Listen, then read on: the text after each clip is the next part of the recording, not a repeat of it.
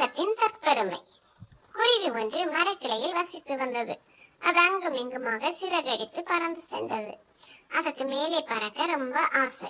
ஆனால் அதற்கு மேலே பறக்க முடியவில்லை. சூரிய வெப்பத்தினால அது சோர்ந்து போய் வந்து நின்றது. இதை பார்த்து கொண்டிருந்தது ஒரு காகம். முட்டாள் குருவியே, என் இதற்கு அடைய கூட நீ இல்லை. நீ உயர உயரமா பறக்க ஆசைப்படுகிறாய். உயர உயர பறந்தாலும் குருவி காகமாக முடியாது. நீ போ, ஏதாவது தானியங்களை கொச்சி திரிப்போ என்று கிண்டல் செய்துவிட்டு போனது.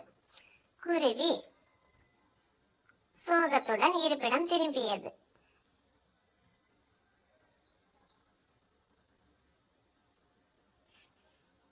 மறுநாள் காலையில மரக்கிளையில் குருவி உட்கார்ந்து கொண்டு வேடிக்கை பார்த்து கொண்டிருந்தது. கீழே சிலர் நெல்லை காய வைத்திருந்தார்கள்.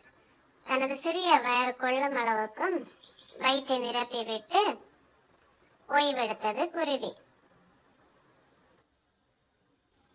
நெல்லில் கோழி குஞ்சுகளும் கோழியும் மேய்ந்து கொண்டிருந்தன. இதை பார்த்து கொண்டிருந்த காகம் கோழி குஞ்சை பிடிக்க முயன்ற போது தாய்க்கோழி சேர்த்து கொண்டது. உடனே சேவலும் வந்து ஓட விரட்டியது. இதை குருவி தூரத்தில் நின்று பார்த்து கொண்டிருந்தது. மறுபடியும் குருவி கீழே வந்து நெல் சாப்பிட்டு விட்டு காகத்தின் பக்கம் திரும்பியது.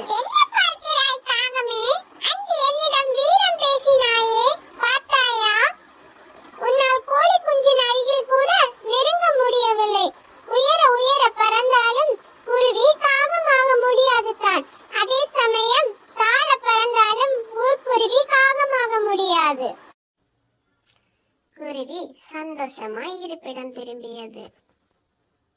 Subscribe.